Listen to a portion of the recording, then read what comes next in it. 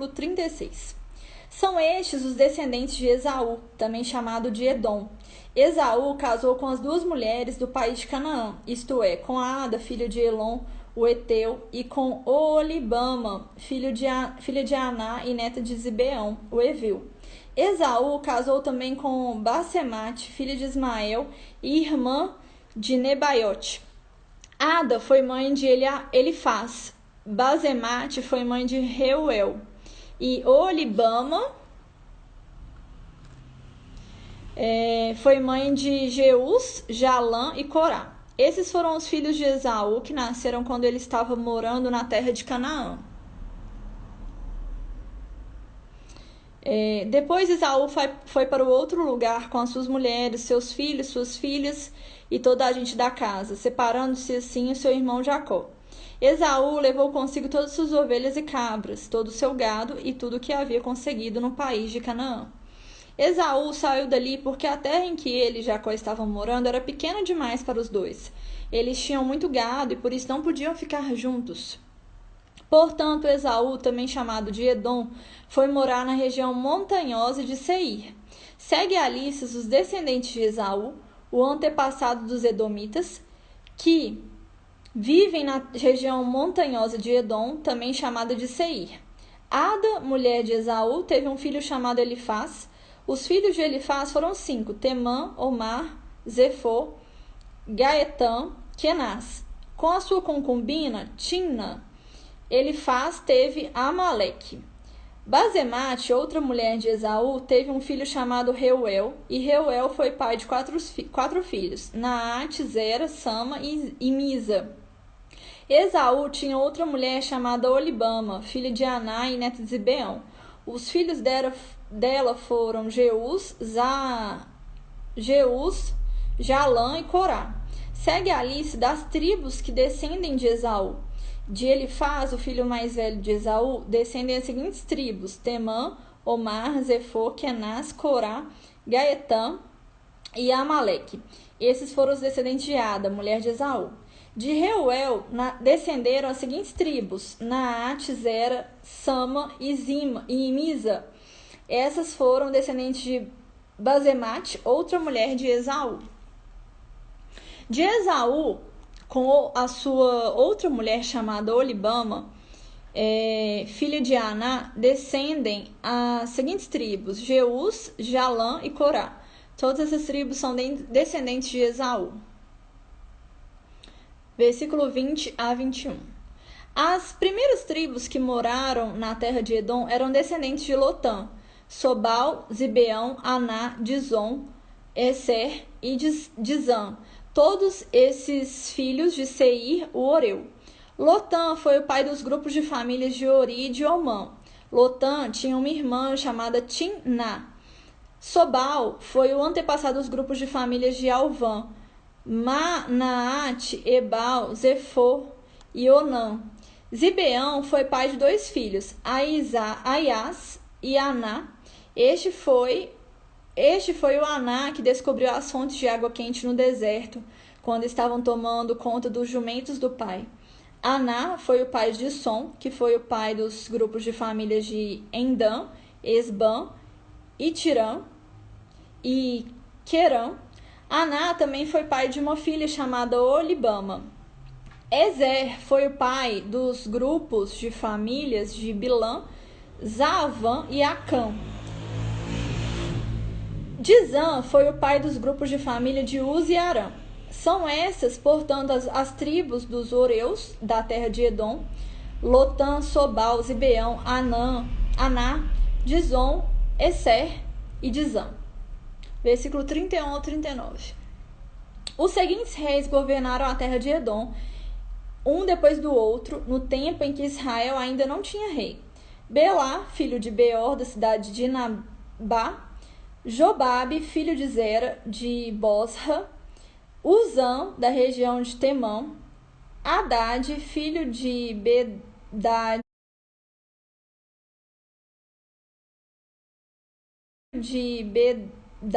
da cidade de Avite.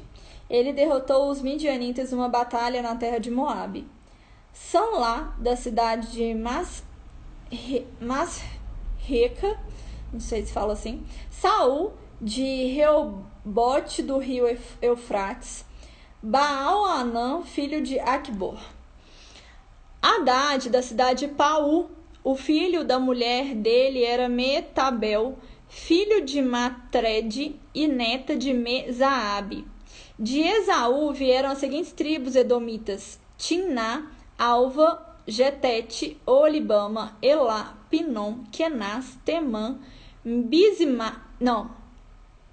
Mibizar, Magdiel e Irão. A região em que morava cada uma dessas tribos recebeu o nome da sua tribo. Capítulo 37. Jacó ficou morando na terra de Canaã, onde o seu pai tinha vivido. Esta é a história da família de Jacó. Quando José era um jovem de 17 anos, cuidava das ovelhas e das cabras, junto com seus irmãos, os filhos de Bilá e de Zilpa, que eram mulheres do seu pai. E José contava ao pai as coisas erradas que os seus irmãos faziam. Jacó era velho quando José nasceu e por isso ele o amava mais do que todos os outros filhos. Jacó mandou fazer para José uma túnica longa de mangas compridas. Os irmãos viam que o pai amava mais a José do que a eles e por isso tinham ódio dele e eram grosseiros quando falavam com ele.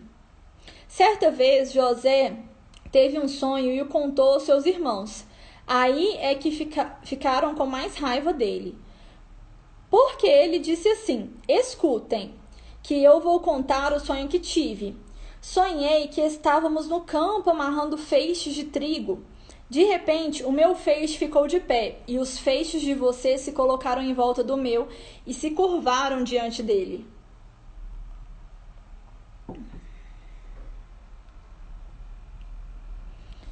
Então os irmãos perguntaram: quer dizer que você vai ser o nosso rei e vai mandar em nós?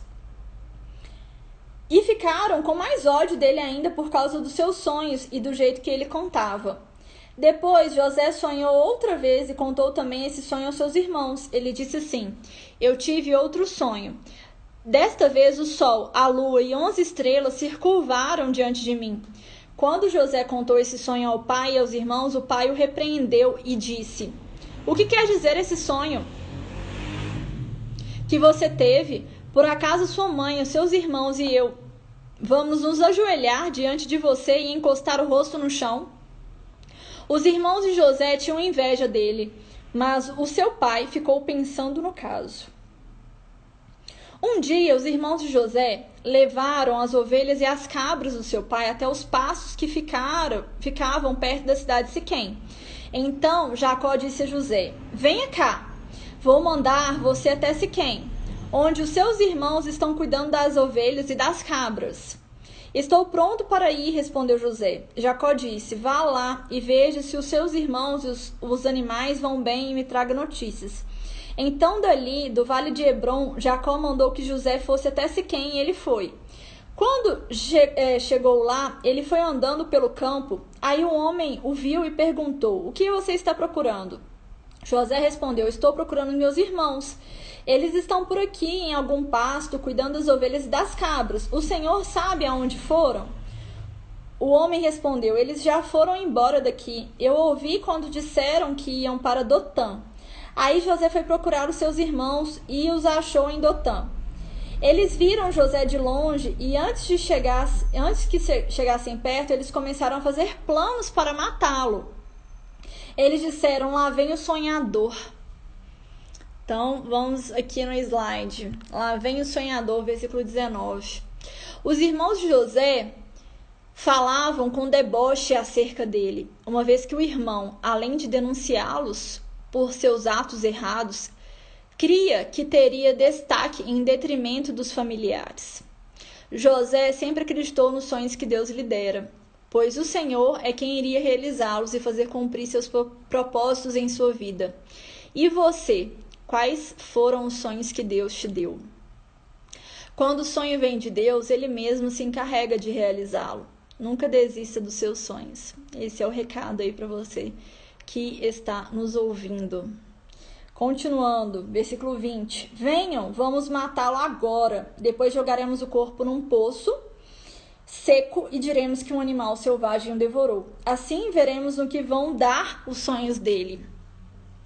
Quando Rúben ouviu isso, quis salvá-lo dos seus irmãos e disse: não vamos matá-lo, não derramem sangue. Vocês podem jogá-lo neste poço aqui no deserto, mas não o machuquem. Rúben disse isso porque planejava salvá-lo dos irmãos e mandá-lo de volta ao pai. Quando José chegou ao lugar onde os seus irmãos estavam, eles arrancaram dele a túnica de mangas compridas que ele estava vestindo. Depois o pegaram e o jogaram no poço que estava vazio e seco, e sentaram-se para comer.